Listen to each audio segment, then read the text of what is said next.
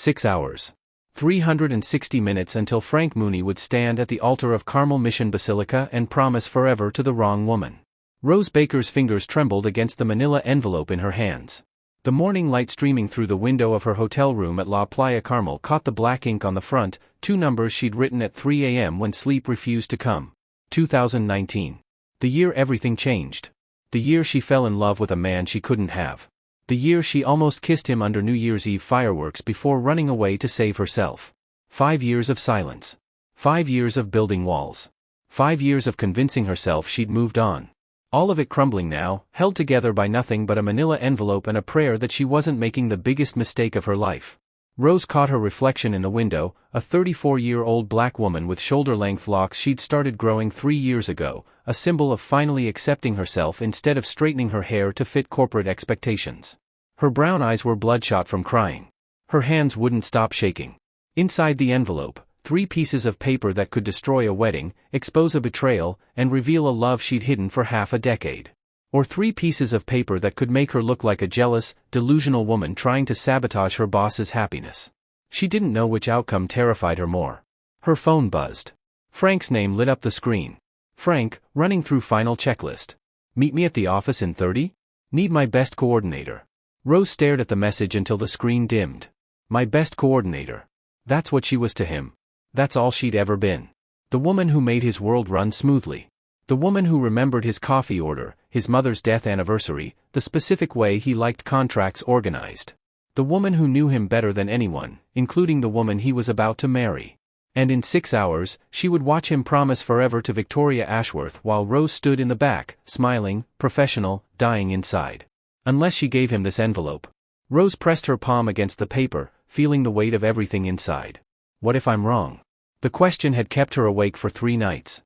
What if the evidence isn't what it looks like? What if Victoria is innocent and I'm just a jealous woman seeing what I want to see? But what if she was right? What if Frank was about to marry a woman who was betraying him? What if he was about to marry a woman who didn't even love him the way he deserved to be loved? Rose grabbed her coat and the envelope. 6 hours to decide. 6 hours to find the courage. 6 hours to change everything, or lose him forever. 5 years earlier. March 2019. Ocean Avenue, Carmel by the Sea. The first time Rose Baker walked into Mooney Luxury Real Estate, she thought she'd taken a wrong turn into a magazine photo shoot. Floor-to-ceiling windows framed the Pacific Ocean like living art. Sunlight poured across hardwood floors that probably cost more than her entire apartment in Monterey. The reception area featured fresh flowers, the subtle scent of cedar, and a water feature that whispered rather than gurgled. And then there was Frank Mooney. He emerged from his office like a man who owned not just the building but the very concept of California coastal elegance. 31 years old, dark hair with just enough wave to suggest he'd been surfing that morning, blue eyes the color of the ocean outside his windows, and a smile that made Rose forget her rehearsed introduction entirely. Rose Baker? His handshake was firm, warm, confident. I've heard incredible things. Stanford Business School, 3 years at Morrison Property Group, glowing recommendations across the board. Thank you, Mr. Mooney. I'm excited about the opportunity to. Frank. He gestured toward his office. Mr. Mooney was my father, and he was a fisherman in Salinas who'd have laughed himself sick at seeing his name on a building like this. Coffee? Rose followed him, already recalibrating. She'd expected arrogance from a self-made real estate billionaire. Instead, she found warmth. Humor. Something disarmingly genuine beneath the expensive suit. His office was surprisingly modest, a desk, 2 chairs, walls covered not with awards but with photographs. The ocean at sunset. Carmel's iconic cypress trees. A weathered fishing boat she suspected had significance. My mother took that one, Frank said, noticing her gaze. Before she passed. She always said the most beautiful things are the ones that survive storms. Rose's chest tightened. She sounds wise. She was. Frank settled into his chair, studying Rose with an intensity that made her skin warm. She also told me to marry for love, not strategy. Said it's the only piece of advice she'd ever give me that actually mattered. Did you take it? Still working on it. His smile flickered, something sad beneath the charm. My current girlfriend is more about strategy than love, if I'm honest. But she's comfortable. Sometimes comfortable is easier than taking risks. Rose didn't know what to say. This wasn't a typical job interview. Frank seemed to realize he'd overshared. He cleared his throat, shuffling papers on his desk. Anyway, let's talk about why you want to work for Mooney Luxury Real Estate. But Rose already knew the answer had changed in the last 5 minutes. She'd walked in wanting a job. She was walking out wanting to understand the man behind the empire. March, December 2019. Working for Frank Mooney was like being swept into a current she couldn't escape. He was demanding but fair. Intense but kind. He expected excellence and gave loyalty in return. Within weeks, Rose knew his coffee order, black, 1 sugar, reheated exactly once before he'd accept a fresh cup. Within months, she knew his schedule better than he did, anticipating meetings he'd forgotten, preparing documents he hadn't yet requested. But it was the small moments that destroyed her. The way Frank brought her soup when she mentioned feeling sick, leaving it on her desk with a note, "Can't have my best coordinator catching pneumonia. Take tomorrow off." The way he remembered her father had been a marine biologist at Monterey Bay Aquarium, asking questions about him, listening to her stories, never once checking his phone. The way he looked at her sometimes, like she was the only person in the room who actually understood him. He has a girlfriend, Rose reminded herself daily. Miranda. Blonde. Perfect. Everything you're not. But Miranda never came to the office. Miranda never asked about Frank's mother or noticed when he got quiet on the anniversary of her death. Miranda floated through Frank's life like a beautiful accessory, present but not essential. Rose was essential. She knew it. Frank knew it. Everyone in the office knew it. What no one knew, what Rose barely admitted to herself, was that somewhere between March and December 2019, she'd fallen hopelessly, irrevocably, stupidly in love with her boss. December 31, 2019. Carmel Beach, company New Year's Eve party. The bonfire crackled against the night sky, sending sparks spiraling toward stars that seemed close enough to touch. The Mooney luxury real estate New Year's Eve party had started with champagne and catering but devolved into something more intimate. Shoes kicked off, ties loosened, the ocean providing soundtrack as midnight approached. Rose stood apart from the crowd, her bare feet sinking into cool sand, watching the waves catch moonlight. She'd told herself she'd leave at 11:30. Avoid the midnight moment entirely. Protect herself from the inevitable image of Frank kissing Miranda as the clock struck 12. But her feet wouldn't move. "You're missing the party." Frank's voice came from behind her, close enough that she felt his warmth through the December chill. Rose didn't turn around. "Just needed some air." "Mind if I join you?" "Yes. Please. Never. Always. It's a free beach." He moved to stand beside her, and Rose made the mistake of looking at him. Frank had abandoned his jacket somewhere, his white shirt unbuttoned at the collar, sleeves rolled to his forearms. His hair was wind-tossed. His eyes, in the firelight, looked less blue and more gray, deeper, more vulnerable. He looked like the man from the photographs on his wall. The man his mother had raised. The man beneath the billionaire. "Can I tell you something?" he asked, voice low enough that the waves nearly swallowed it. "Of course. This year has been different. Because of you." Rose's heart stopped. "Frank. I know we're supposed to keep things professional. I know there are lines." He turned to face her fully, and the raw honesty in his expression stole her breath. "But I need you to know that you've made me better. This company, my life, everything, it's better because you're in it." "Don't say it," Rose begged silently. "Don't say something that makes me hope." "Rose, I think I." 10, 9, 8. The countdown erupted from the bonfire crowd. Rose and Frank stood frozen, the space between them charged with everything unsaid. 7, 6, 5. Frank's hand lifted, trembling slightly, and brushed a lock away from her face. Rose's eyes fluttered closed at the touch. 4, 3, 2. He leaned toward her. She leaned toward him. The entire universe narrowed to the space between their lips. "Frank. Baby, where are you?" Miranda's voice shattered the moment like glass. Rose jerked backward, her eyes flying open to see Miranda approaching across the sand, champagne glass in hand, blonde hair perfect despite the ocean wind. "There you are." Miranda wrapped herself around Frank's arm, pulling him toward her. "You promised me a midnight kiss. Don't you dare make me hunt for it." Frank's expression went blank, the professional mask sliding back into place. "I was just talking to Rose about Q1 projections."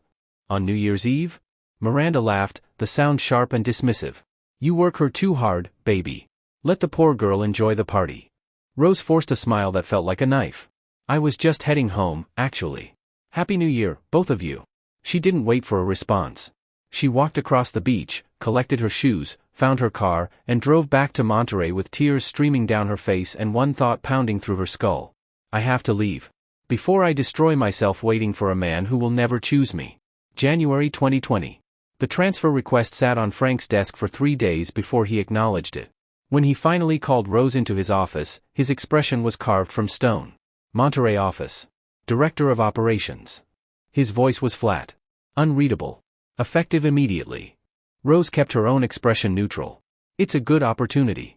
You've always said you wanted to expand the Monterey presence. I have. Frank's jaw tightened. I just didn't expect you to be the one to lead it. Ask me to stay, Rose thought desperately. Give me one reason to believe that moment on the beach meant something. But Frank didn't ask. He stood, extended his hand, and said the words that would haunt her for 5 years. You've been invaluable, Rose. I wish you nothing but success. Professional. Polished. Final. Rose shook his hand, gathered her things, and walked out of Mooney Luxury Real Estate without looking back. She didn't see the way Frank watched her go. Didn't see his hand reach toward the photograph on his desk, a candid shot from the company picnic, Rose laughing at something he'd said, looking more beautiful than any professional photograph ever captured. She didn't see him slide that photo into his drawer, where it would remain for 5 years. Waiting. Present day. May 2024. Monterey Bay. The phone call came on a Tuesday. Rose was in her office at the Monterey branch, corner view, her father's old Monterey Bay Aquarium badge framed on her wall, a career she'd built from the ashes of a broken heart. Director of Operations. Respected. Successful. Everything she'd told herself she wanted. Rose. Frank's voice in her ear sent a shockwave through her entire body. I need you. 3 words. 5 years. Every wall she'd built crumbled at the foundation. Frank. She forced her voice steady. It's been a while. I know. I'm sorry. But something's happening that I can't handle alone. He paused. I'm getting married. Rose's hand tightened on the phone. Congratulations. To Victoria Ashworth. The name landed like a blow. Victoria Ashworth, daughter of James Ashworth, Frank's biggest business rival. Rose had followed the relationship in trade publications, each announcement another nail in the coffin of her secret hope. I heard. She seems lovely. She is. Frank's voice carried something Rose couldn't identify. Uncertainty? Doubt? The wedding is in November. Carmel Mission Basilica. The whole 9 yards. I'm happy for you, Frank. I'm dying, Frank. Rose, I need you to come back. To coordinate the wedding. The world tilted. What? No one else understands how I think. You know my preferences, my family, the company politics. I trust you completely. His voice dropped, softer now. Please, Rose. I need my best coordinator. Best coordinator. Not, I need you. Not, I've missed you. Not, that night on the beach has haunted me for 5 years. Just, best coordinator. Rose should have said no. Should have protected herself. Should have stayed in the life she'd built away from Frank Mooney's gravitational pull. Instead, she heard herself say, when do you need me to start? May 2024. Mooney Luxury Real Estate, Ocean Avenue. Walking back into Frank's office felt like stepping through a time portal. The same hardwood floors. The same ocean view. The same photographs on the walls, including, Rose noticed with a lurch, a new one. Frank and Victoria at what looked like their engagement party, smiling for the camera. And Frank himself.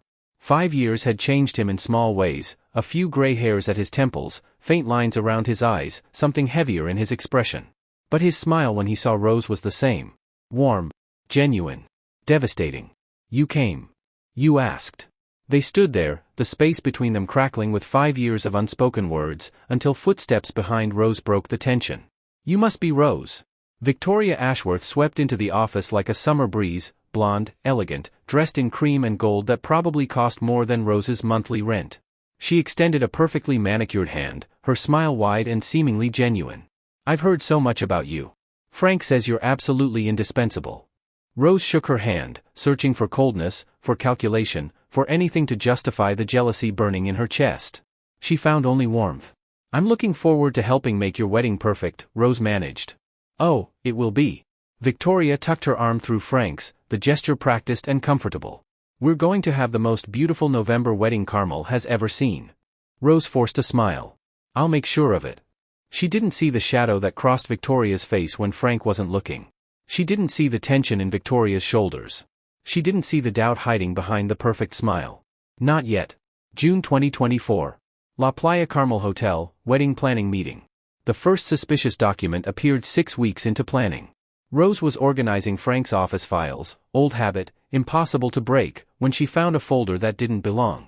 Mooney Real Estate's confidential Q2 projections, preliminary bids on 3 major properties, internal strategy documents. All stamped with a digital signature she didn't recognize. All dated the same week Victoria started helping with company events. Rose's heart began to pound. It's probably nothing, she told herself. Victoria is practically family now. She has access to all kinds of files. But the signature bothered her. It wasn't Victoria's name, it was an authorization code. One that linked to Victoria's company email. Rose photographed the documents with her phone, telling herself it was just caution. She didn't tell Frank. Not yet. July 2024. 17-mile drive, Carmel. The second discovery happened during a routine vendor meeting. Rose was driving back from Pebble Beach golf links, where Frank had been schmoozing potential clients while Victoria charmed their wives, when she spotted a familiar car pulling into a private residence. Victoria's cream-colored Tesla. At James Ashworth's house. She's visiting her father, Rose reasoned. That's normal. They're family. But something made her pull over. Wait. Watch. 20 minutes later, Victoria emerged carrying a leather briefcase Rose had never seen before. She looked nervous, checking over her shoulder, hurrying to her car like someone who didn't want to be spotted. Rose's hands tightened on her steering wheel. It's probably nothing. But she photographed the timestamp on her phone anyway. Just in case. Present day. November 16, 2024, wedding day. 5 hours 47 minutes to ceremony. Rose stood outside Frank's office, the envelope burning in her hands. 3 pieces of paper inside. The evidence, documents and photographs that painted Victoria as a corporate spy funneling secrets to her father. Victoria's journal page, accidentally discovered when Victoria's bag spilled in Rose's car last month, revealing doubts that Frank didn't know existed. I love Frank, but I'm not sure I'm in love with him. Is that enough? And Rose's own unsent letter from January 2020, the confession she'd written the night she left Carmel, the words she'd never had the courage to send. 3 truths. One might be lies, Rose still wasn't certain Victoria was guilty. One was definitely real, Victoria's doubts existed, whatever else did or didn't. One was Rose's heart, laid bare, 5 years too late. She raised her hand to knock. Hesitated. What if I'm wrong about her? What if I'm just a jealous woman trying to destroy his happiness? What if he hates me for this? But what if she was right? What if Frank was about to marry a woman who was betraying him, or at minimum, a woman who didn't love him the way he deserved? The most beautiful things are the ones that survive storms. Frank's mother's words. Frank's memory. Frank's truth. Rose knocked. Come in. She pushed open the door. Frank looked up from his desk, already dressed in his wedding shirt, white, crisp, perfect. His face lit up when he saw her. Rose. Perfect timing. I need your opinion on the cufflinks Victoria sent over. She thinks the silver, but I. Frank. Rose's voice cracked. I need to give you something. His expression shifted, concern replacing the easy smile. What's wrong? Rose crossed the room on legs that felt like they belonged to someone else. She placed the envelope on his desk, her fingers lingering on the paper. This envelope has 3 things inside. Her voice trembled despite her best efforts. One might be lies, I'm not certain it's what it looks like. One is definitely true. And one. She met his eyes, those blue eyes she'd loved for 5 years, the eyes she'd dreamed about, the eyes she was terrified to never see again after today. One is my heart, Frank. Whatever you decide to do with it. She turned and walked out before he could respond. 6 hours to the wedding. The truth was in his hands now. 2 weeks after Rose's return. Mooney Luxury Real Estate, Ocean Avenue. Working beside Frank Mooney again was like learning to breathe underwater. Impossible. Necessary. Slowly becoming natural despite every instinct screaming that she was drowning. Rose had told herself she could handle it. Professional. Composed. 5 years had passed, surely the feelings had faded to something manageable. She was wrong. Within 2 weeks of her return, Rose knew exactly how wrong she'd been. It started with small things. The way Frank still took his coffee, black, 1 sugar, reheated exactly once. The way he still rolled his sleeves when he was deep in thought, exposing forearms that Rose absolutely did not notice. The way he still looked at her when she anticipated his needs before he voiced them, his expression caught somewhere between gratitude and wonder.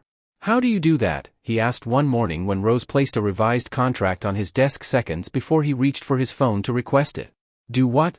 Know what I need before I need it. Rose's heart stuttered. 5 years of practice. 5 years apart, Frank corrected quietly. And you still remember. I remember everything, Rose thought. Every coffee order, every preference, every moment on that beach that I've replayed 10,000 times. But she only smiled and said, some things you don't forget. Frank's gaze lingered on her face, longer than professional, shorter than meaningful. Then he cleared his throat and returned to his documents. Rose retreated to her desk, heart pounding, reminding herself of 3 critical facts. 1. He was engaged. 2. She was here to plan his wedding. 3. The suspicious documents in her phone were still unexplained. May 2024. Cypress Inn, Ocean Avenue. Victoria Ashworth was impossible to hate. Rose had expected coldness. Competition. The territorial behavior of a woman who sensed a threat. Instead, Victoria treated her like a long-lost friend. Rose. Perfect timing, I need your opinion. Victoria pulled her into the bridal suite where fabric swatches covered every surface. Frank says I should trust your taste completely. Something about you having impeccable instincts. Rose's chest tightened. He said that? He talks about you constantly. Victoria's smile held no malice. Honestly, when he first mentioned calling you back for the wedding, I was a little jealous. The way he described you, like you were some magical creature who understood him better than anyone. We worked well together, Rose managed. Professionally. It's more than that. Victoria's blue eyes, paler than Frank's, more like ice than ocean, studied Rose with disconcerting perception. He lights up when you're in the room. I've never seen him like that with anyone else. Stop, Rose wanted to scream. Stop being kind. Stop being perceptive. Stop making it impossible to hate you. Victoria, I assure you, Frank and I have only ever been colleagues. I know. Victoria's smile flickered, something passing behind her eyes too quickly for Rose to identify. I trust Frank completely. She paused, smoothing a fabric swatch between her fingers. I just want this wedding to be perfect. I need it to be perfect. The emphasis on need struck Rose as odd. But Victoria was already moving on, pulling Rose toward the window to discuss flower arrangements against the Carmel coastline view, and the moment passed. Rose filed it away with the documents and the photograph. Another piece of a puzzle she couldn't yet solve. June 2024. Mooney Luxury Real Estate, late evening. The office was empty except for Rose and Frank. It kept happening, these late nights that felt inevitable, both of them finding reasons to stay past closing, the work expanding to fill the space that neither dared name. Tonight they were reviewing seating charts for the rehearsal dinner. Victoria had delegated most decisions to Rose, claiming overwhelming gallery obligations. Frank kept vetoing Rose's suggestions, then admitting he didn't actually care about seating. Then why are we still here? Rose asked, exhaustion and proximity wearing down her defenses. Frank leaned back in his chair, the overhead light casting shadows across his face. Honestly? I don't know. Being here with you feels... He stopped himself. Feels what? His eyes met hers, and Rose saw something there she'd spent 5 years convincing herself she'd imagined. Normal, Frank said finally. Working with you feels normal in a way nothing else does anymore. Rose's throat tightened. Frank. I know. You're helping plan my wedding. This is inappropriate. He ran a hand through his hair, frustration evident in the gesture. But I haven't felt like myself in years. And then you walked back in, and suddenly. His phone buzzed, shattering the moment. Victoria, running late at gallery. Don't wait up. Love you. Frank stared at the message, his expression unreadable. You should go home, Rose said softly. Get some rest. Yeah. He stood, gathering his things without meeting her eyes. You're right. I'll see you tomorrow?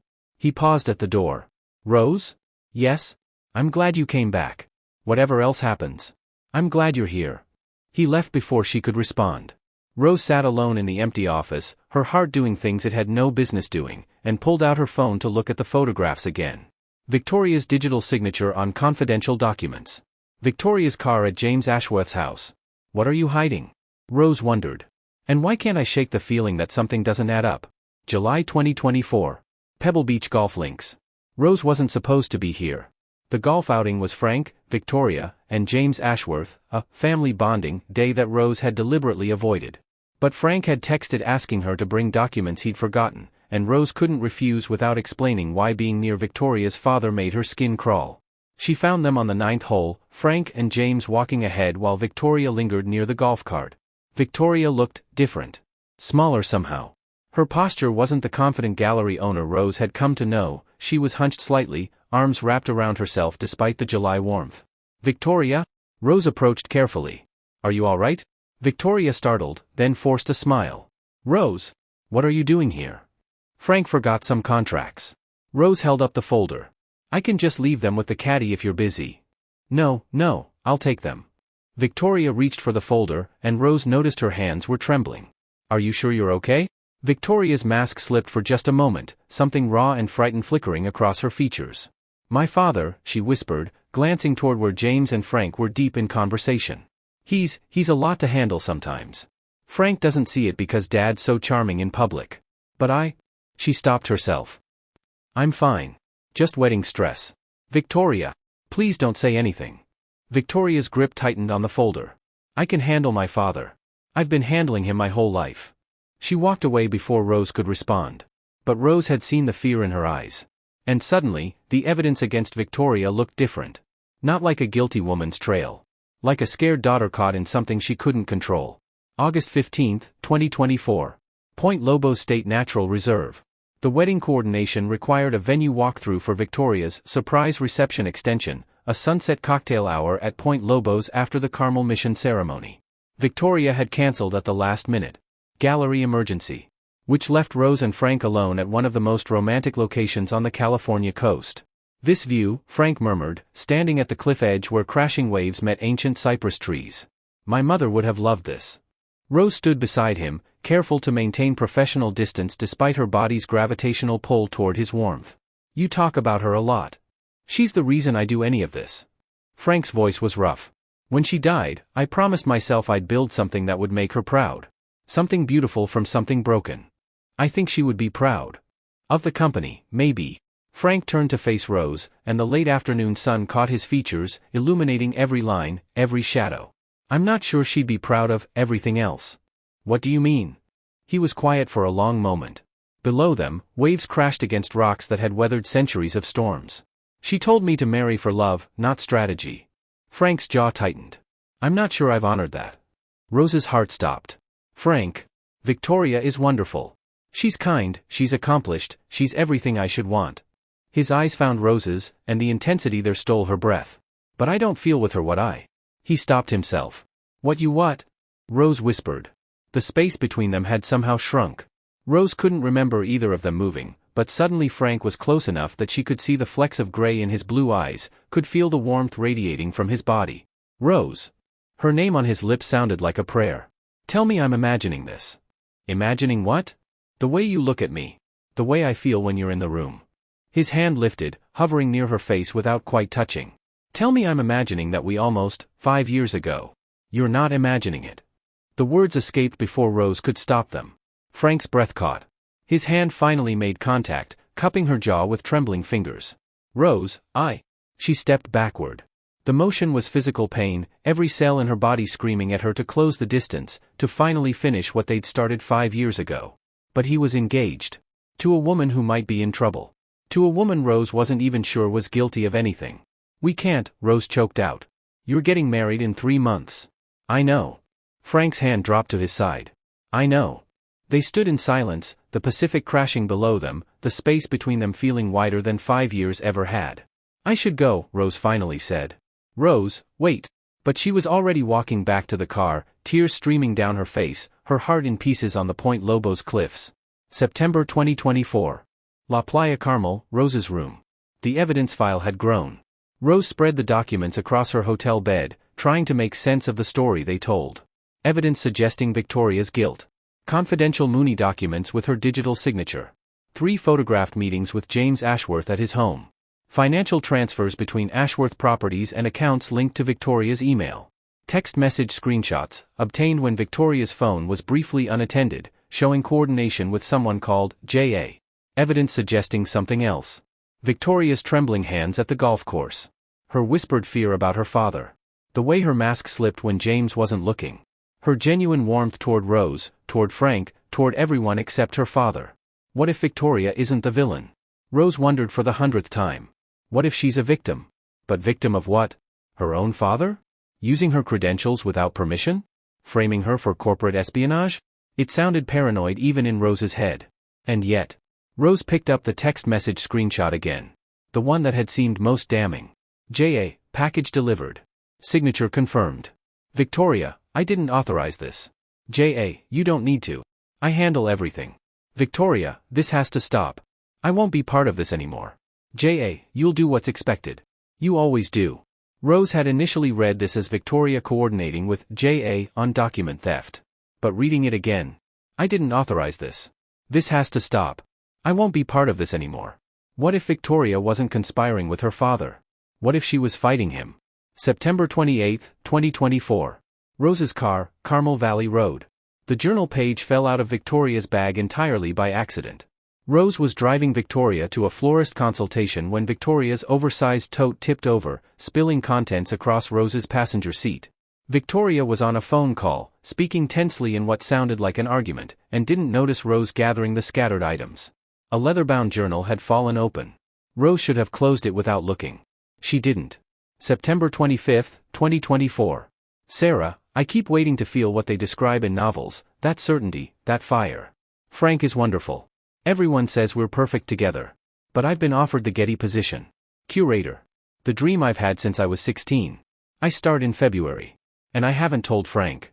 I don't know how to say, I'm choosing my career over our marriage, without admitting that if I were truly in love with him, I'd find a way to have both.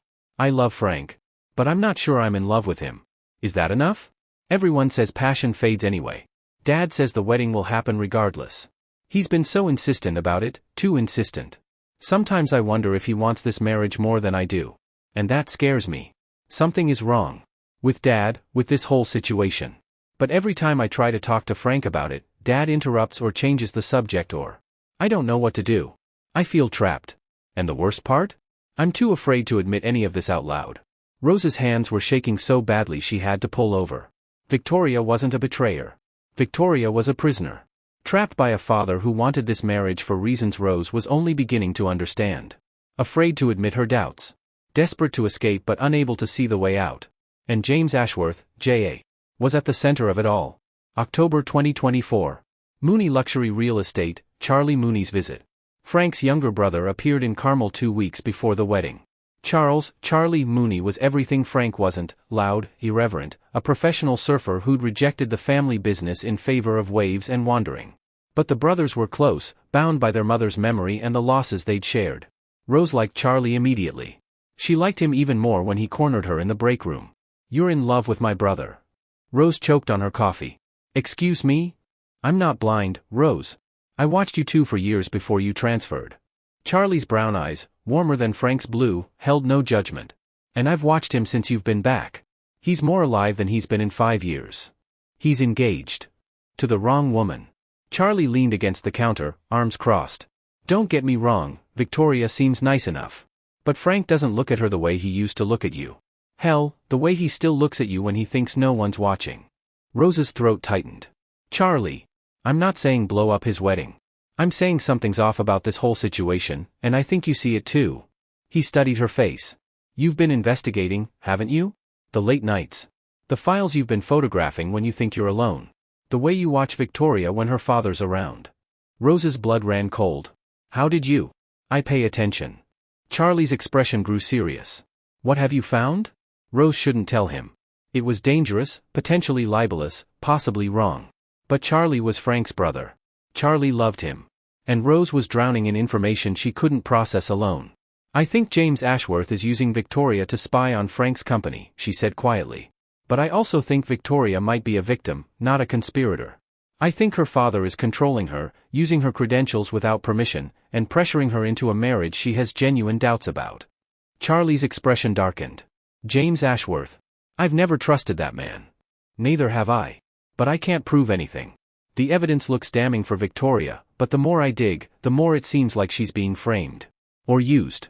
Or both." "Have you told Frank?" "With what? Suspicions? Photographs that could mean anything? A journal entry about doubts that I wasn't supposed to read?" Rose shook her head. "I could destroy his wedding based on paranoia and jealousy. Everyone would say I was just a bitter ex-assistant who couldn't let go. Or you could save him from marrying a woman who doesn't love him while her father strips his company for parts." Rose closed her eyes. "I don't know what to do." "Yes you do." Charlie's hand landed on her shoulder. "You've known since you came back. You're just scared to do it. Scared of being wrong. More scared of being right, I think." Charlie squeezed her shoulder. "Whatever you decide, I'll back you. Frank deserves to know the truth, all of it. Including how you feel about him." He left Rose alone with her coffee and her chaos. 2 weeks until the wedding. Time was running out. October 30, 2024. James Ashworth's office, Carmel Valley. Rose didn't plan to break into James Ashworth's office. But Maggie Chen Williams, event planner, Rose's unexpected ally, and expert at being places she shouldn't be, had acquired an access code from a disgruntled Ashworth Properties employee.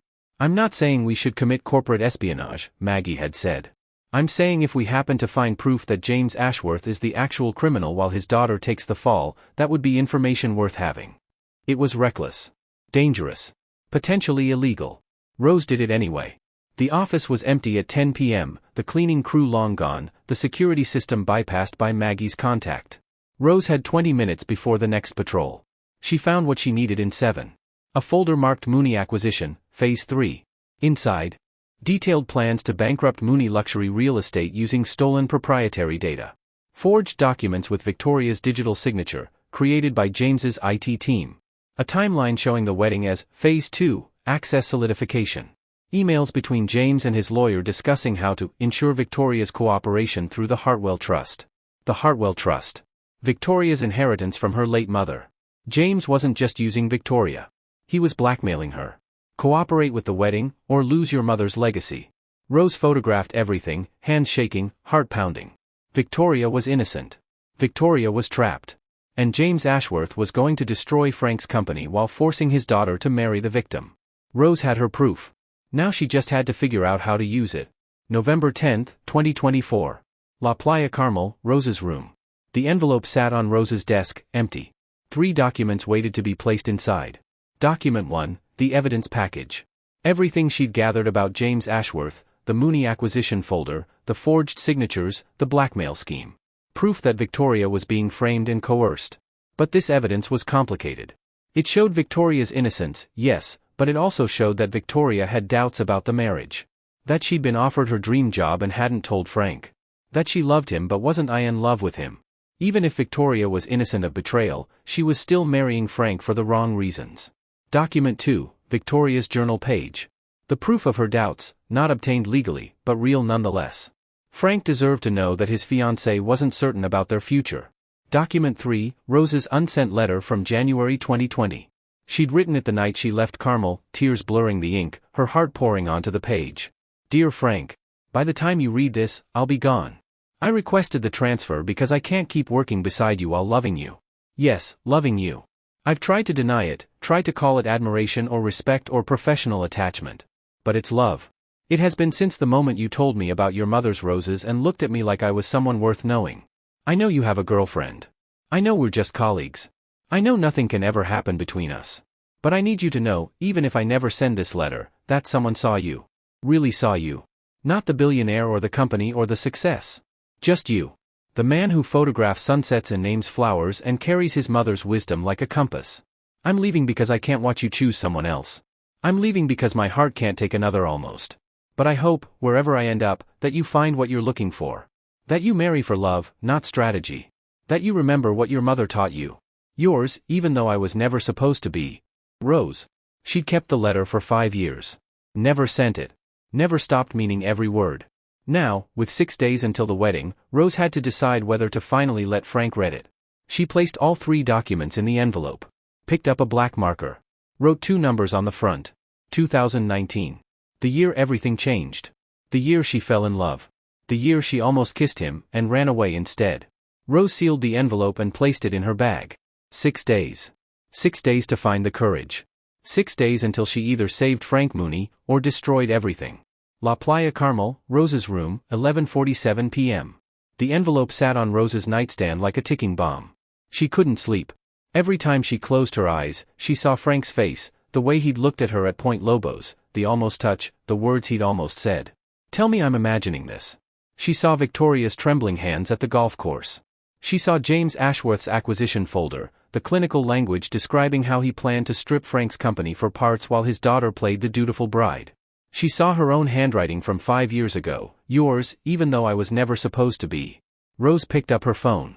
Maggie Chen Williams, you okay? You went dark after we left Ashworth's office. Rose, I have everything I need. I just don't know if I can use it. Maggie, Rose. That man is blackmailing his own daughter and planning to destroy Frank's company. What's there to debate?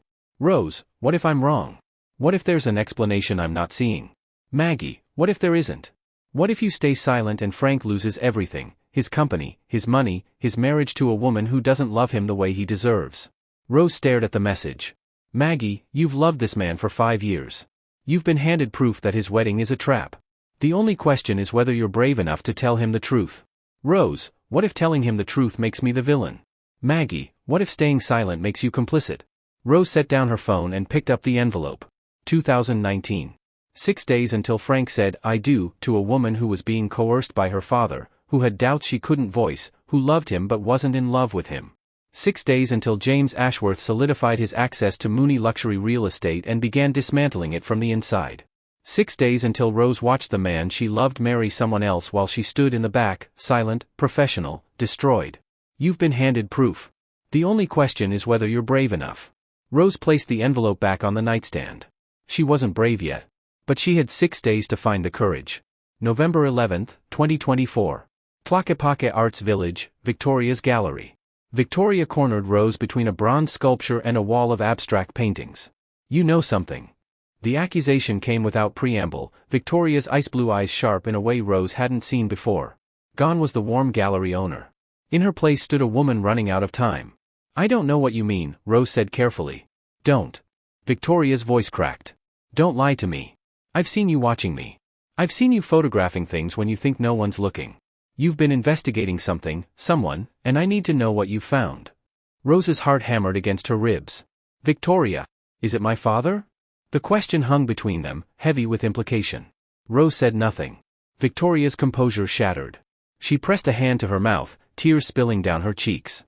Oh God. You know. You know everything. I don't know what you're talking about. Stop. Victoria grabbed Rose's arm, her grip desperate. I've been trying to protect Frank, but my father, he's threatening my inheritance, threatening to destroy my gallery, threatening to. She stopped, breathing hard.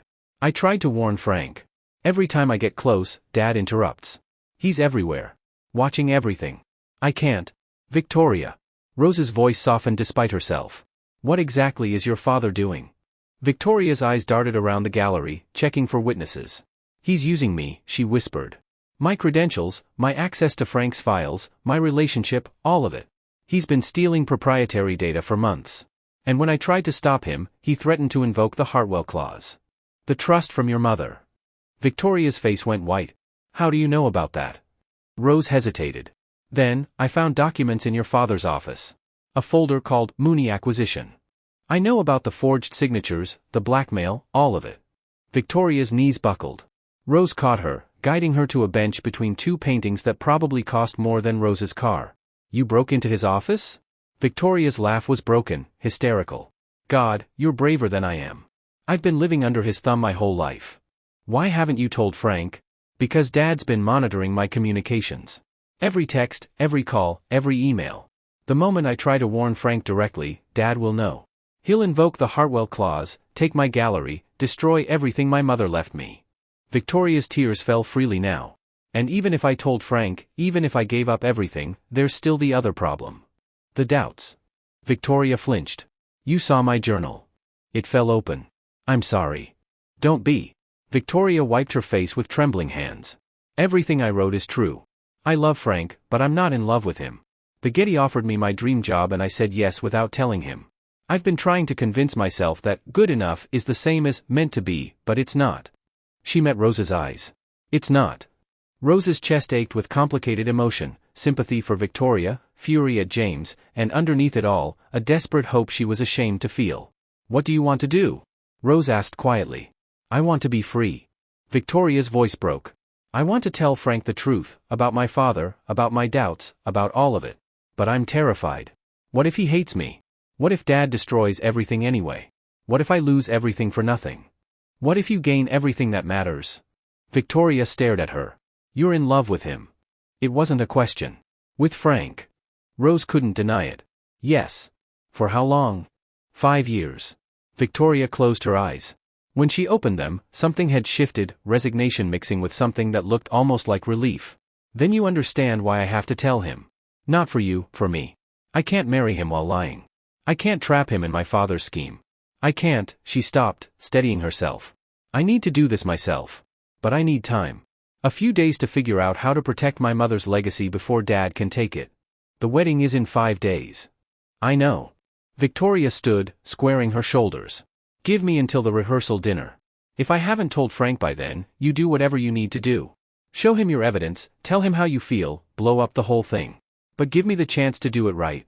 Rose studied Victoria's face, the fear, the determination, the desperate hope. Against every instinct, she nodded. Until the rehearsal dinner. Victoria's smile was watery but genuine. Thank you, Rose. And for what it's worth, I think Frank's been in love with you too. He just hasn't let himself see it yet. She walked away, leaving Rose standing among paintings worth fortunes, clutching an envelope that could change everything. November 12, 2024. Mooney Luxury Real Estate, Frank's office. James Ashworth arrived without an appointment. Rose was at her desk outside Frank's office when Victoria's father swept in, tall, silver-haired, expensive suit, smile that didn't reach his eyes. Ah, Miss Baker. His voice dripped condescension. Working hard, I see. Mr. Ashworth. Frank's in a meeting. I'll wait. James settled into a chair, crossing his legs with the casual entitlement of a man who'd never been told no. Actually, while I'm here, I've been meaning to discuss something with you. Rose's skin prickled. What's that? Your role in the wedding. James's smile sharpened. I think we've relied on you quite enough. Victoria has mentioned feeling uncomfortable with your continued presence. I'm sure you understand. Rose's hands clenched beneath her desk. I was hired by Frank to coordinate this wedding. And I'm suggesting you resign. James's pleasant facade cracked, revealing something cold beneath. Voluntarily, of course. Family bonding time is so important before a wedding, don't you think? An outsider's presence can create unnecessary tension. I'm not an outsider. I'm Frank's director of operations. You're a former assistant who's clearly still carrying a torch. James's voice dropped, dangerous now. Don't think I haven't noticed the way you look at him. The way he looks at you. It's inappropriate, Miss Baker, and frankly insulting to my daughter. Rose's heart pounded, but she kept her voice steady. If Victoria has concerns about my presence, she can discuss them with me directly. Victoria is too gracious to say what needs to be said. That's why I'm handling it. James stood, looming over her desk. Consider this a friendly warning. Remove yourself from this wedding, or I'll make sure you're removed. And I can be very creative when motivated. What's going on here? Frank's voice cut through the tension. He stood in his office doorway, expression thunderous. Frank. James's smile snapped back into place. Just discussing some wedding logistics with Miss Baker. Sounded like more than logistics. Frank moved to stand beside Rose's desk, his posture protective in a way that made her heart ache. Rose stays. She's the only reason this wedding is happening on schedule. I'm only thinking of Victoria's comfort. Victoria adores Rose. She told me so herself. Frank's eyes were steel. If anyone has a problem with Rose's involvement, they can take it up with me. Is that clear? James's smile didn't waver, but his eyes went flat. Crystal clear. He left without another word. Frank turned to Rose, concern replacing anger. What did he say to you? Nothing important. Rose forced a smile. Just pre-wedding family tension. Rose. Frank's hand landed on her shoulder, warm and solid. I know when you're lying. Do you? Rose thought. Do you know I've been lying about loving you for 5 years? I can handle James Ashworth, she said instead. You shouldn't have to. Frank's thumb brushed her shoulder, probably unconscious, definitely devastating. I don't trust him. Never have. But Victoria insisted her father be involved, and I. You wanted to make her happy. Yeah. Frank's expression clouded. Lately I'm wondering if any of this is making anyone happy. The moment stretched between them, thick with unspoken words. Rose wanted to tell him everything. Wanted to pull out the envelope and lay every truth bare. But she'd promised Victoria until the rehearsal dinner. 4 days until the wedding, Rose said softly. Cold feet are normal. Is that what this is? Frank's eyes searched her face. Cold feet? It's realizing you're marrying the wrong woman while the right one is standing 2 feet away. I'm sure it'll pass, Rose lied. Frank's hand dropped from her shoulder. Yeah. I'm sure. He retreated to his office. Rose stared at the closed door, heartbreaking, counting down the hours until she could finally stop lying. November 13, 2024.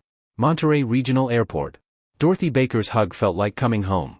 Rose's mother was 66 years old with silver locks, warm brown skin, and the kind of presence that made everyone around her feel safe. She'd raised Rose alone after Rose's father died, worked double shifts, prayed every Sunday, and somehow still found time to teach her daughter that love was worth fighting for. My baby, Dorothy pulled back, cupping Rose's face in her hands. You look tired. I haven't been sleeping well. Man troubles? Rose laughed despite herself. How do you always know? I'm your mama. I know everything. Dorothy linked her arm through Rose's as they walked toward the car. Now tell me about this wedding you're planning for your billionaire boss while secretly being in love with him. Rose stopped walking. Mama. Baby, you've been in love with Frank Mooney since you called me crying on New Year's Day 2020. I've been waiting 5 years for you to do something about it. Dorothy's eyes sparkled with gentle mischief. So what's the hold up? They drove to Carmel while Rose told her mother everything. James Ashworth's scheme. Victoria's entrapment. The evidence in the envelope. The journal entry about doubts. The almost kiss at Point Lobos. Victoria's promise to tell Frank the truth by the rehearsal dinner. Dorothy listened without interrupting, her expression shifting from concern to anger to sympathy and finally settling on something Rose recognized as wisdom. Let me understand, Dorothy said as they pulled into La Playa Carmel. This Victoria girl is being blackmailed by her own father. She's marrying a man she cares about but isn't in love with.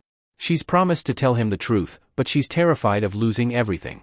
And you're sitting on evidence that could expose the whole scheme, but you're waiting because she asked for time. Yes. And in the meantime, you're watching the man you love prepare to marry someone else while you stay silent about your feelings. Rose's throat tightened. Yes. Dorothy was quiet for a moment. Then, do you remember what your father used to say? Which thing? Rose smiled despite the tears threatening. He had a lot of opinions. The one about the ocean.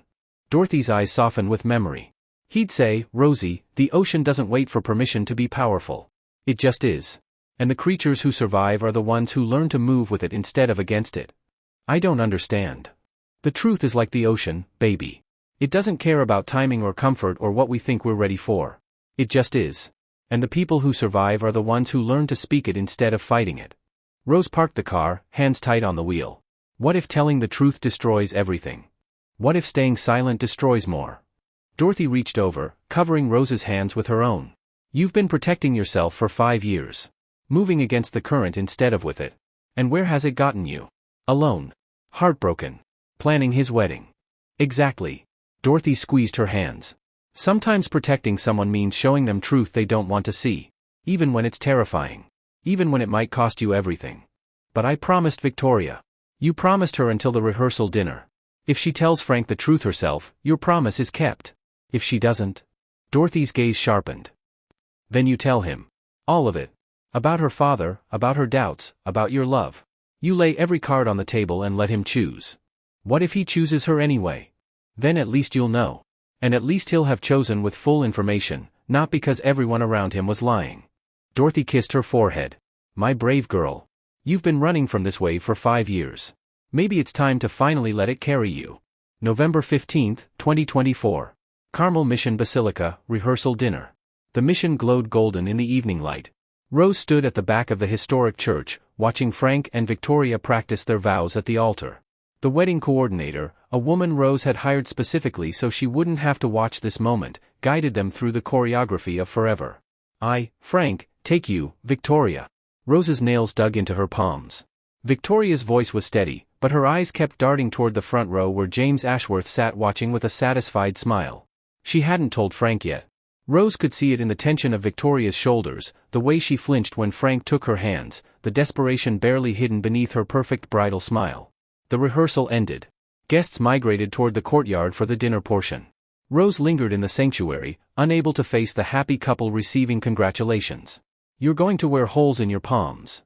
Charlie appeared beside her, 2 glasses of champagne in hand. I don't think I can drink right now. Then hold it so you look social. He pressed a glass into her hand.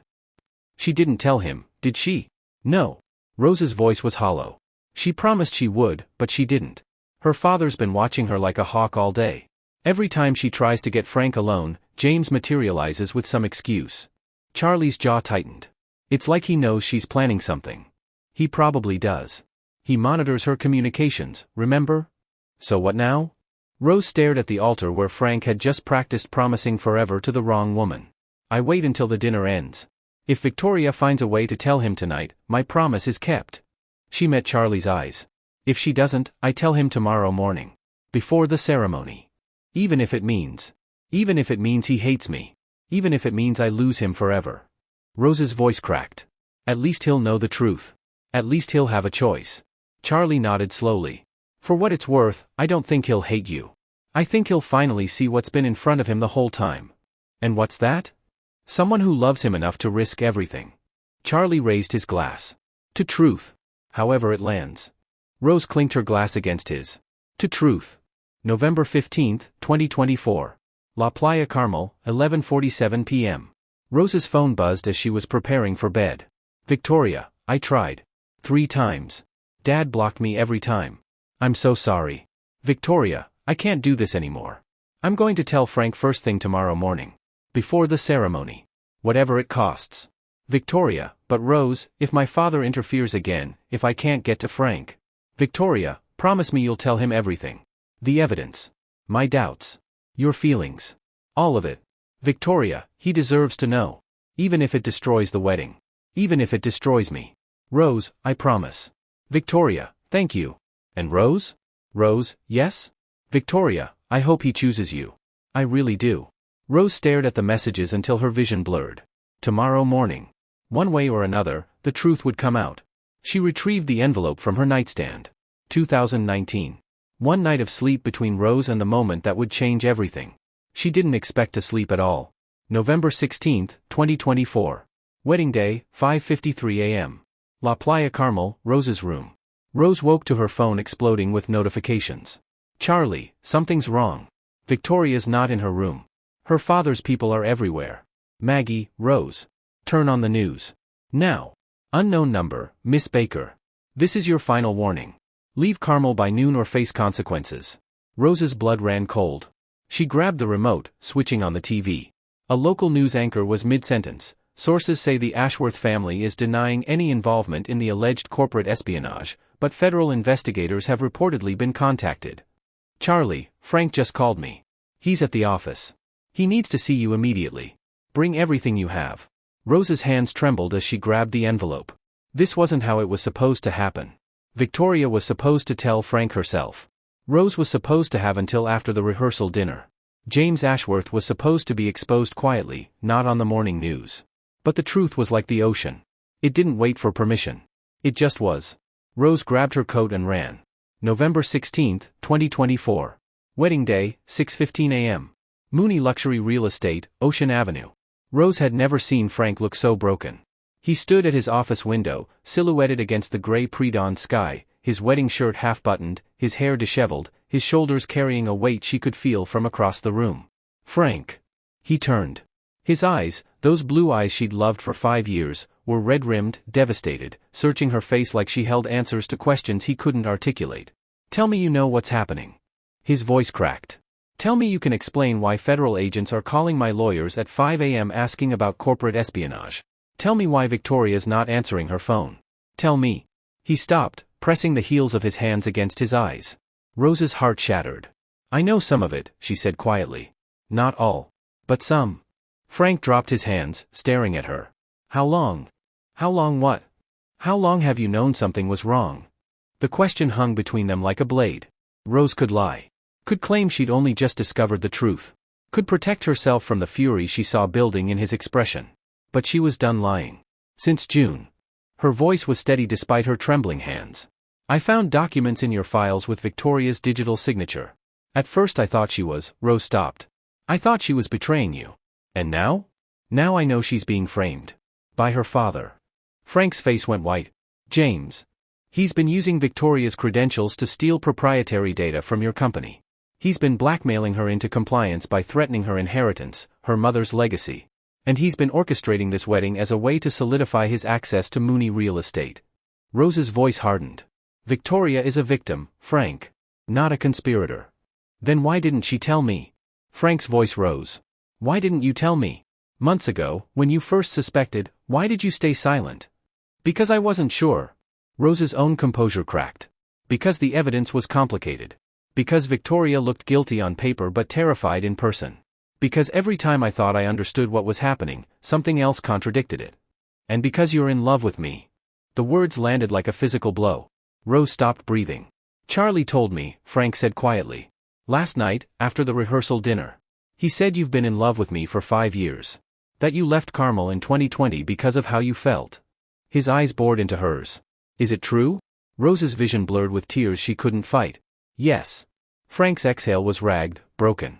So when you were investigating Victoria, when you were gathering evidence, how am I supposed to know if you were trying to protect me or trying to? Trying to what? Rose's voice sharpened. Steal you? Sabotage your wedding out of jealousy? She stepped closer, anger mixing with heartbreak. I have spent 6 months planning every detail of your wedding to another woman. I have coordinated flowers and seating charts and rehearsal dinners while dying inside. I have watched you prepare to marry someone else while keeping my feelings locked in a drawer because I didn't want to be the woman who destroys your happiness. Her tears fell freely now. And yes, I love you. I have loved you since 2019. But that doesn't mean I fabricated evidence or framed an innocent woman. Victoria is being blackmailed by her own father. That's not my opinion, it's documented fact. She reached into her bag and pulled out the envelope. 2019. This contains everything I've gathered. Evidence from James Ashworth's office proving the corporate espionage scheme. Victoria's journal entry proving she has doubts about the marriage, doubts she admitted to me directly when I confronted her. Rose's hand shook as she held out the envelope. And a letter I wrote in January 2020. The night I left Carmel. A confession I never sent. Frank stared at the envelope like it might explode. One of these things might be lies, I could be wrong about the evidence. One is definitely true, Victoria told me herself that she loves you but isn't in love with you. And one. Rose's voice broke. One is my heart. Whatever you decide to do with it. She placed the envelope on his desk. I'll be in the courtyard when you're ready to talk. Or not talk. Or fire me. Whatever you need. She turned to leave. Rose. She stopped, hand on the doorframe. Stay. Frank's voice was barely a whisper. Please. I can't do this alone. Rose closed her eyes, tears streaming down her cheeks. Then she turned back around. 6:45 a.m. James Ashworth arrived like a storm.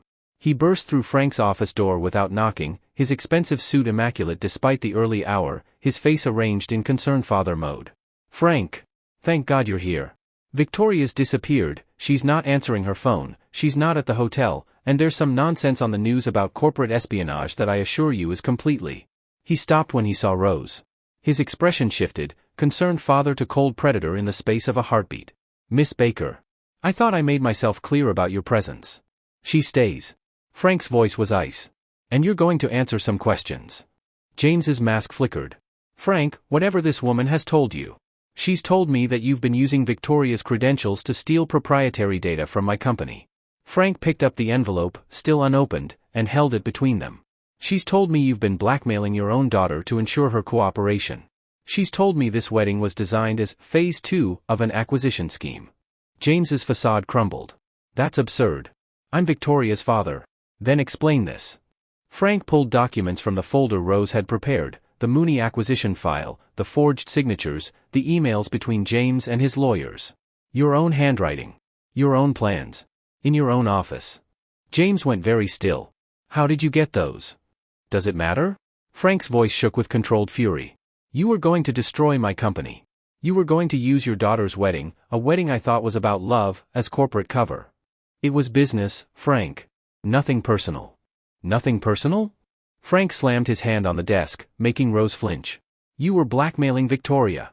Threatening to take her mother's legacy if she didn't comply. You've been controlling her entire life, and you call that nothing personal? I was protecting the family interests. James's voice turned dismissive. Victoria has always been too soft. Too sentimental. She would have given everything to some art gallery fantasy while the real opportunity slipped away. I was ensuring our future. By destroying mine? By acquiring yours. James smiled, cold, reptilian. You built something impressive, Frank. But you're too emotional to protect it. Too trusting. Too distracted. His gaze flicked to Rose. By the wrong women. Get out. Frank, let's be reasonable. Get out. Frank's roar echoed off the walls. Before I call the federal agents who've been trying to reach me and give them your home address. James's smile disappeared. You'll regret this, he said quietly. Both of you. He straightened his jacket, shot Rose a look of pure venom, and swept out of the office. The silence he left behind was suffocating. Frank collapsed into his chair, burying his face in his hands. I almost married into that, he whispered. I almost gave him everything. Rose moved to his side, kneeling beside his chair. You didn't know. I should have.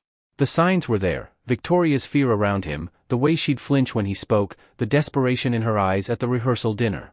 Frank looked up, his expression gutted. I was so focused on making the wedding right that I didn't see how wrong everything was. You trusted people you loved. That's not a crime. Isn't it? Frank's eyes found hers. I trusted Victoria. I trusted James. And apparently, I was blind to the person who actually. He stopped, unable to finish. Rose's heart pounded. Frank. The office door opened. Victoria stood in the entrance, mascara streaked down her face, her bridal robe rumpled, her perfect composure completely destroyed. I heard Dad leave, she said, her voice raw. I was hiding in Maggie's car across the street. I couldn't face him, couldn't. She broke down, sobbing. Rose moved instinctively, guiding Victoria to a chair, pressing tissues into her hands. I'm so sorry, Victoria choked out. I should have told you months ago. I should have, but Dad was monitoring everything, threatening everything, and I thought if I could just get through the wedding, find my footing, maybe I could. Victoria. Frank's voice was gentle despite everything. It's okay. It's not okay. She looked at him with devastated eyes. I was going to marry you while my father destroyed you. Even if I didn't know all the details, I knew something was wrong. I knew he wanted this wedding too much. I knew I wasn't. She stopped. Started again. I knew I wasn't in love with you. Not the way you deserved. Frank flinched, but his expression held compassion rather than anger. The Getty job, he said quietly.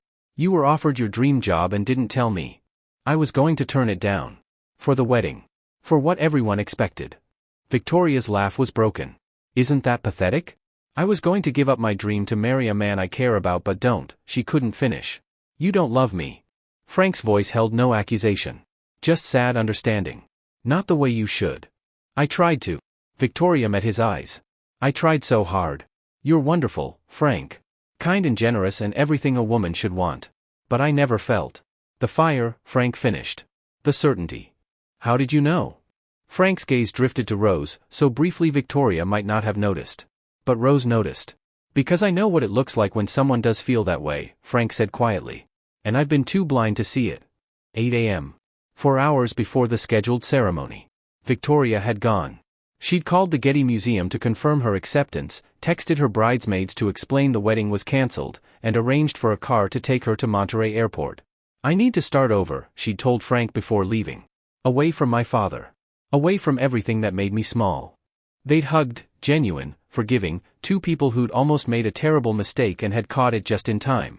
I hope you find what you're looking for, Frank had said. I think you already found yours. Victoria's gaze had drifted to Rose. You just didn't let yourself see it. Now Frank sat alone at his desk, the envelope in his hands. 2019.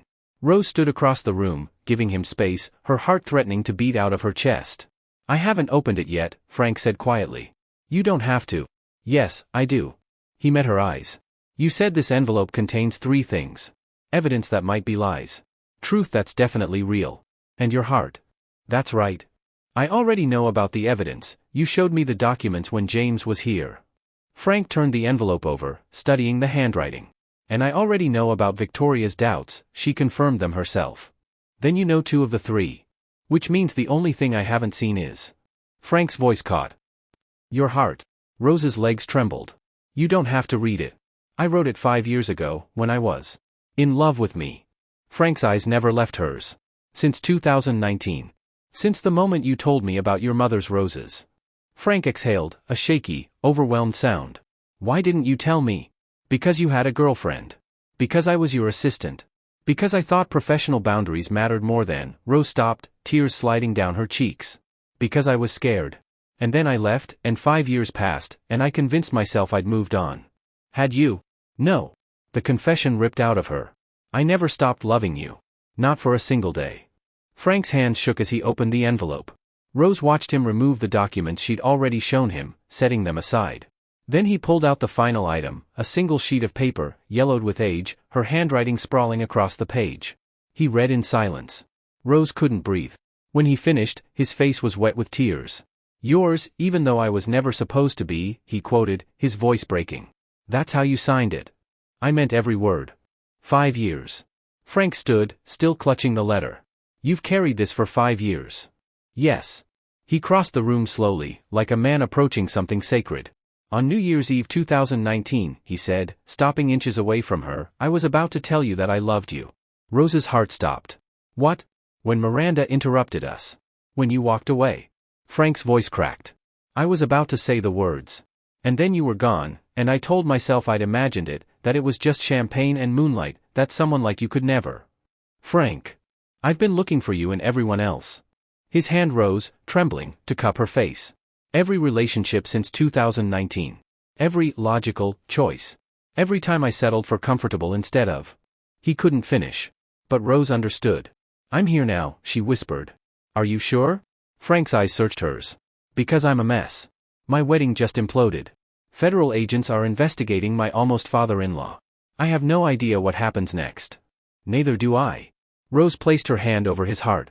But I know I don't want to spend another 5 years wondering what would have happened if I'd been brave enough to stay. Frank's forehead dropped to hers. I love you, Rose Baker. The words were barely audible, but they echoed through every corner of her soul. I should have said it in 2019. I should have chased you to Monterey. I should have. You're saying it now. Rose smiled through her tears. That's all that matters. He kissed her. And this time, no one interrupted. 9:30 a.m. Carmel Mission Basilica. Frank addressed the assembled guests himself. Rose watched from the back of the church, the same spot she'd planned to stand while watching him marry Victoria, as he explained that the wedding was cancelled. Victoria and I both realized that we were choosing stability over truth, Frank told the confused crowd. And that's not fair to either of us. We part as friends, with mutual respect, and I wish her nothing but happiness. He didn't mention James Ashworth's scheme. That was for lawyers and federal investigators, not wedding guests. But Charlie caught Rose's eye from the front pew and gave her a subtle thumbs up. After the announcement, chaos erupted, guests demanding explanations, caterers needing direction, vendors requiring cancellation fees. Rose handled all of it. She was, after all, the coordinator. By noon, the mission was empty. The flowers had been donated to a local hospital. The catering had been redirected to a homeless shelter. The 5-tier wedding cake was on its way to Carmel's assisted living facility. Rose sat alone in a pew, exhausted, staring at the altar where Frank had almost promised forever to the wrong woman. You're incredible, you know that? She turned. Frank stood in the church doorway, silhouetted by California sunlight. I just redirected your wedding, Rose said. That's not incredible. That's logistical efficiency. You saved me from marrying a woman I didn't love while her father destroyed everything I'd built. Frank walked toward her, each step deliberate. You carried evidence and truth and your own heart in an envelope for days, knowing it might destroy you. You stood in this church and watched me practice marrying someone else while loving me so much you could barely breathe. He stopped in front of her pew. That's not logistical efficiency, Rose. That's courage. Rose's eyes filled with tears. I was terrified the entire time. That's what makes it courage. Frank extended his hand. Come somewhere with me? Where? His smile was soft, tentative, full of promise. Somewhere I should have taken you 5 years ago. 4:47 p.m. Carmel Beach. The sunset painted the sky in shades of gold and rose. Frank led Rose to a spot she recognized instantly, the same stretch of sand where they'd almost kissed on New Year's Eve 2019. Where fireworks had exploded overhead and Miranda's voice had shattered everything. This is where it started, Frank said quietly. Where I was too scared to fight for what I wanted. We were both scared. I don't want to be scared anymore. He turned to face her, taking both her hands. Rose, I know today has been a lot. A cancelled wedding. A villain father-in-law. Federal investigations. Not exactly the romantic context I would have chosen. Rose laughed despite herself. It's definitely unconventional. But I don't want to wait. I've waited 5 years. I've watched you walk away, build a life without me, come back and plan my wedding to someone else. Frank's voice thickened. I'm done waiting. I'm done being blind to what's been in front of me the whole time. Frank, I love you. He said it simply, certainly, like stating a fact as immutable as gravity. I loved you in 2019 when you were just my assistant. I loved you in 2020 when I let you leave without fighting. I loved you every day of the 5 years you were gone, even when I didn't let myself name it. Rose's tears fell freely. I love you, Frank continued, his own eyes glistening. And I want to build something with you. Not immediately, we need time to do this right. But eventually. Forever, if you'll have me. If I'll have you? Rose laughed through her tears. Frank, I've been waiting for you since I was 29 years old. Then let's stop waiting. He pulled her close, his arms wrapping around her like she was precious, like she was home. Let's start actually living. He kissed her as the sun dipped below the horizon. And this time, when the moment stretched into something more, something that had been building for 5 years, no one interrupted. No one would ever interrupt them again. 1 month later. December 15, 2024. Mooney Luxury Real Estate, Ocean Avenue. The office had never felt more like home. Rose stood at her new desk, not outside Frank's office anymore, but beside it, in the corner space he'd renovated specifically for her. Director of Operations, Carmel Division. A title she'd earned years ago, finally recognized in the place she'd always belonged. You're staring at your nameplate again. Frank's voice came from his office doorway, warm with amusement. It's a nice nameplate. Rose traced her fingers over the engraved letters. Rose Baker. Director of Operations. I considered adding, and love of my life, but HR said it was unprofessional. Rose laughed, a sound that came easily now, after weeks of learning how to be happy without waiting for the other shoe to drop. HR has no imagination. Frank crossed to her desk, perching on the edge the way he'd done 1,000 times over the years. But now, when his hand found hers, he didn't pull away. Didn't pretend the touch was accidental. James Ashworth's preliminary hearing is next week, he said, his expression sobering. The federal prosecutors are confident. Between the evidence you gathered and Victoria's testimony, he's looking at 15 to 20 years. How do you feel about that? Complicated. Frank's thumb traced circles on her palm. He tried to destroy me. But he's also Victoria's father. And I know what it's like to lose a parent. You're not responsible for the consequences of his choices. I know. But I still feel. He trailed off, searching for words. Human, Rose finished. You feel human. That's not a weakness, Frank. It's why I love you. His smile was soft, wondering, the smile of a man still marveling at the fact that he got to have this. I still can't believe you're here, he murmured. After everything. After 5 years of me being an idiot. You weren't an idiot. You were scared. Rose squeezed his hand. We both were. I'm not scared anymore. Neither am I. He leaned down to kiss her, soft, unhurried, the kind of kiss that didn't need to prove anything because it already meant everything. When they separated, Rose's phone buzzed. Victoria, Getty opening went beautifully. Attached photo of me not crying in front of my first major installation. Miss you both. Dinner when I visit Carmel next month? Rose smiled, showing the message to Frank. She sounds happy, he said. She is. Rose studied the attached photo, Victoria beaming in front of a massive abstract sculpture, her eyes bright, her posture confident. No trace of the scared woman who'd hidden in Maggie's car on what should have been her wedding day. Freedom looks good on her. It looks good on all of us. Frank's gaze drifted to the window, where the Pacific sparkled under winter sunlight. I want to show you something, he said suddenly. Tonight. After work. What is it? A surprise. His smile turned mysterious. Dress warm. And maybe, wear something nice. Rose's heart fluttered. Frank Mooney, are you planning something? Always. He kissed her forehead and retreated to his office. 7 o'clock. Don't be late. Rose watched him go, her mind racing. Something nice. Dress warm. She had a feeling about what tonight might hold. And for the first time in 5 years, the feeling was hope. December 15, 2024. Dorothy Baker's visit, La Playa Carmel. Rose's mother had arrived that morning, officially to help with holiday planning, but really to assess whether Frank Mooney was worthy of her daughter. Dorothy had spent the afternoon grilling him. So, she'd said over lunch at the Cypress Inn, you let my baby walk away in 2020 without a fight. Yes, ma'am. I did. And then you called her back to plan your wedding to another woman. Also yes. And now you expect me to believe you've suddenly realized what's been in front of you the whole time? Frank had met Dorothy's eyes without flinching. Mrs. Baker, I don't expect you to believe anything. I expect to earn it. Every day. For as long as it takes. Dorothy had studied him for a long moment. Then she'd smiled. Call me Dorothy. And passed the bread basket. Now, hours later, Rose was getting ready for Frank's mysterious evening plan while Dorothy sat on her hotel bed, offering commentary. That dress is too casual, Dorothy said. He said to dress warm. Warm and nice aren't mutually exclusive, baby. Wear the burgundy one. With the gold earrings your daddy gave me. Rose turned, surprised. Mama, those are your special earrings. And tonight is special. Dorothy's eyes sparkled. I have a feeling about this evening. What kind of feeling? The kind that says my daughter should wear gold. Dorothy crossed to her suitcase, retrieving a small velvet box. Your daddy gave me these the night he proposed. I wore them at our wedding. I've been saving them for you. Rose's throat tightened. Mama. Don't argue with your mother. Dorothy pressed the box into her hands. Now put them on and go meet your man.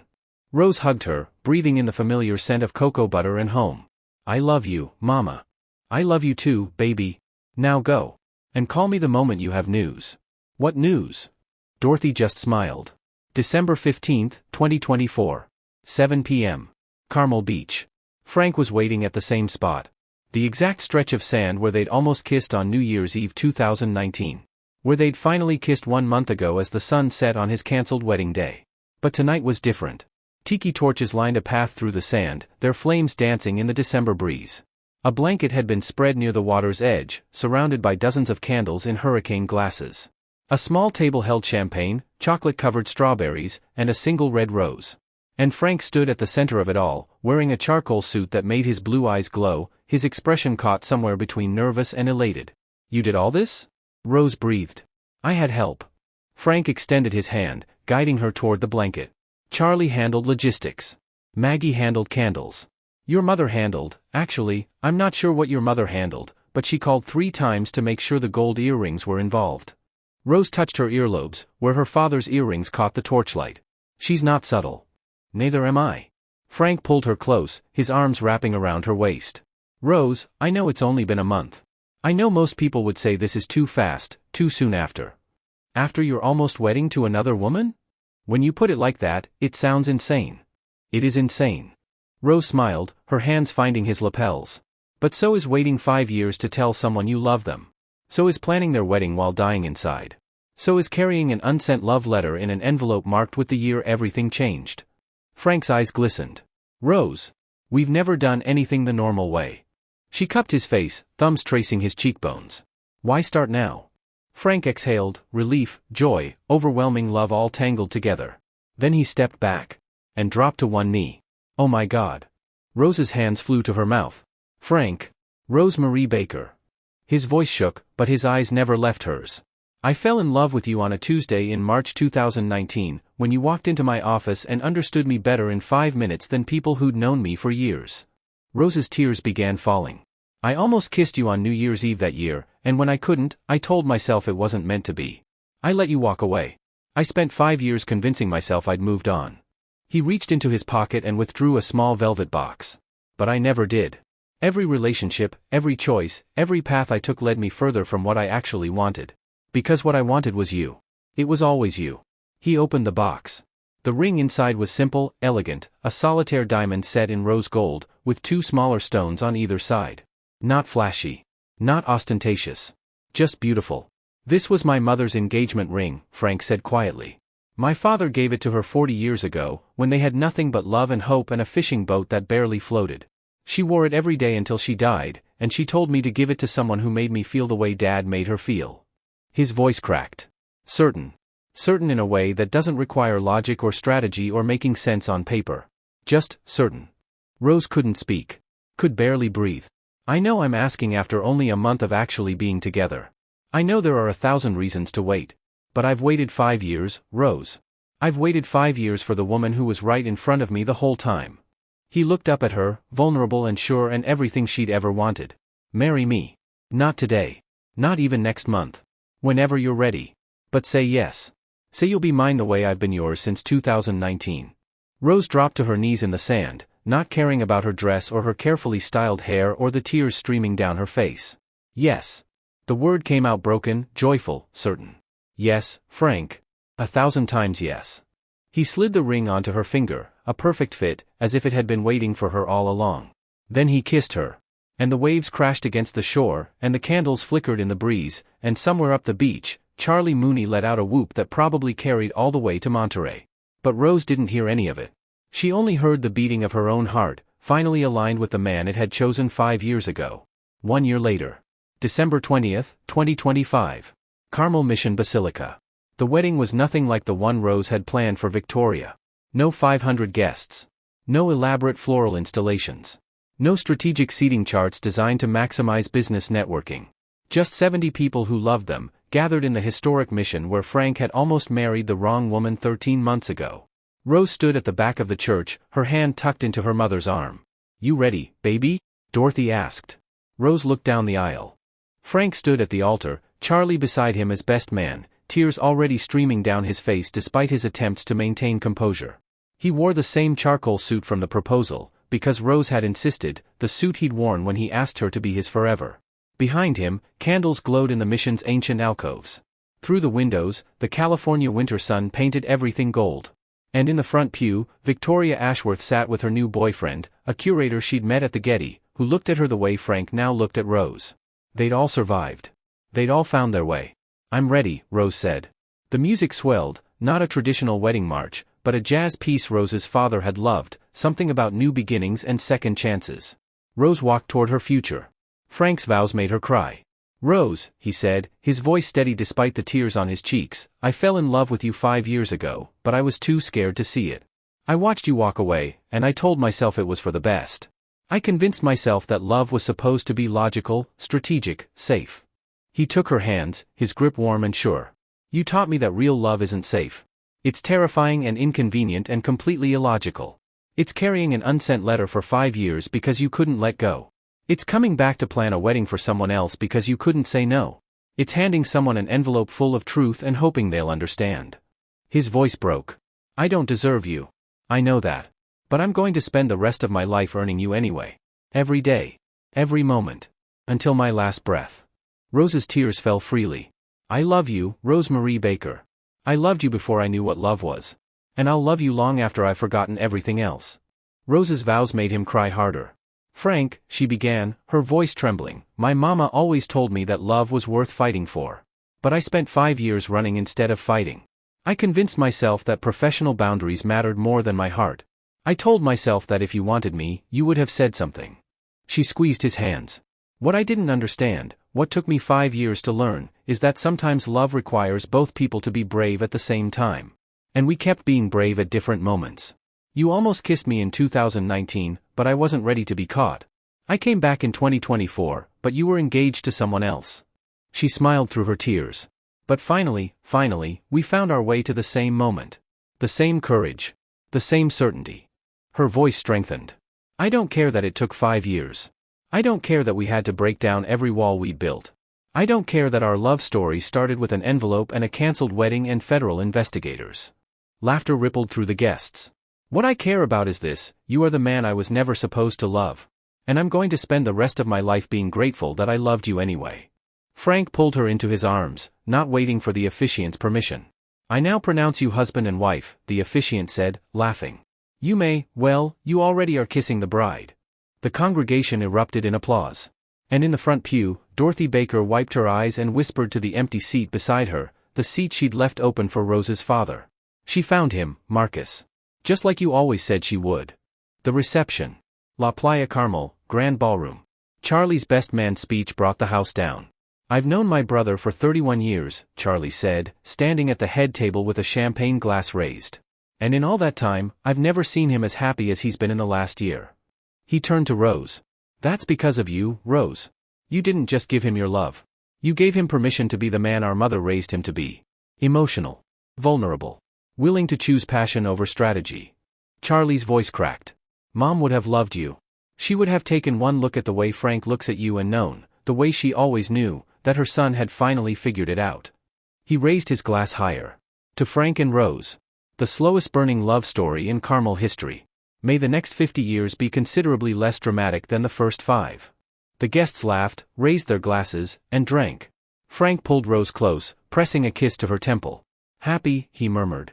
"More than I ever thought possible." "Good." His arms tightened around her. "Because I plan to spend the rest of my life making sure you stay that way." Later that evening. Carmel Beach. They'd escaped the reception for a few stolen moments alone. Rose kicked off her heels, letting her bare feet sink into the sand. Frank had abandoned his jacket, his sleeves rolled up, his tie loosened. They walked hand in hand along the water's edge, the December moon casting silver light across the waves. "Do you remember the first time we stood here?" Frank asked. "New Year's Eve 2019. Rose smiled. "You were about to kiss me. I was about to tell you I loved you." "Same thing, really." Frank laughed, that startled, bright sound she'd fallen in love with 5 years ago. "I suppose it was." He stopped walking, turning to face her. "Rose, I know I've said this 100 times, but, thank you." "For what?" "For being brave when I wasn't. For coming back when you had every reason to stay away. For handing me that envelope even though you didn't know how I'd react. His hand rose to cup her face. For loving me anyway. Rose leaned into his touch. I couldn't help it. Trust me, I tried. I'm glad you failed. Me too. They kissed, soft and slow, the way people kiss when they have all the time in the world. When they separated, Rose looked up at the stars. My father used to say that the best things in life are worth waiting for, she murmured. I never understood what he meant until now. He sounds like a wise man. He was. Rose's hand found Frank's, their fingers intertwining. He would have liked you. Even though I took 5 years to get my act together? Especially because of that. Rose smiled. He appreciated a good slow burn. Frank laughed, pulling her close. Well then. He pressed a kiss to her hair. I'm glad I could deliver.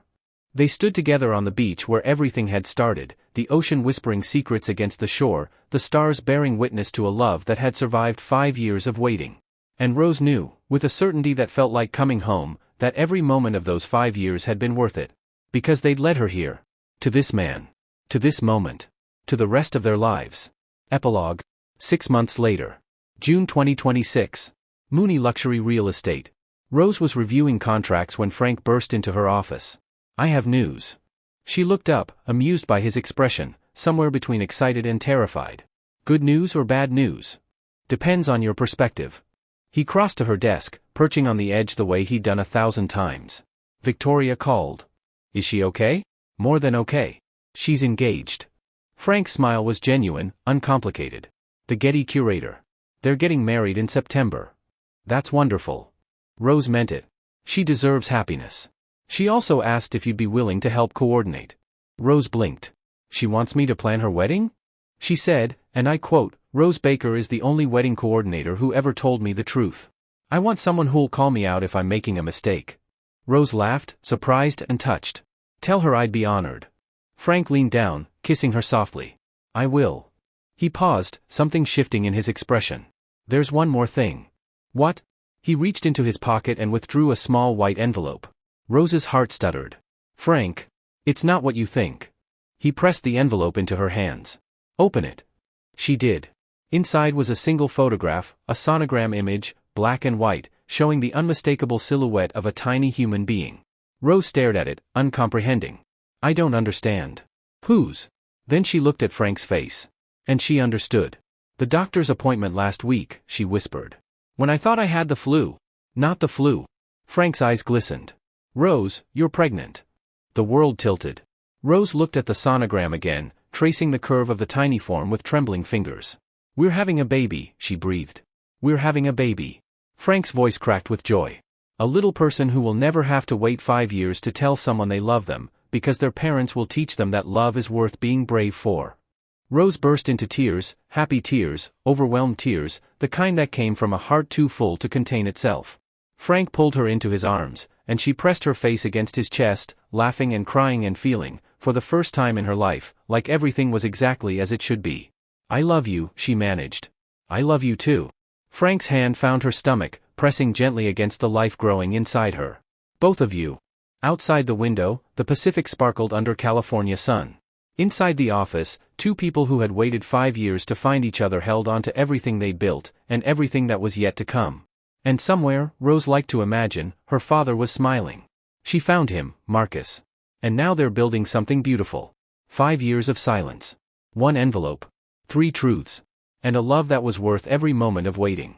If Rose and Frank's story touched your heart, if you believe that patience, courage, and truth can change everything, drop a incoming envelope in the comments. I have one question for you. What would you have done with that envelope? Would you have given it to Frank? Or stayed silent to protect yourself? Tell me in the comments below. I read every single one. Subscribe to join our community of romance lovers who believe in slow burns that actually pay off. Second chances for imperfect people. Love stories for grown women who know the real thing is complicated. Hit that notification bell so you never miss a story that makes you feel. And if you know someone who's been loving in silence, someone waiting for the right moment, share this story with them. It might be exactly what they need today. Thank you for being here. Thank you for believing. Your next love story is 1 click away. See you there.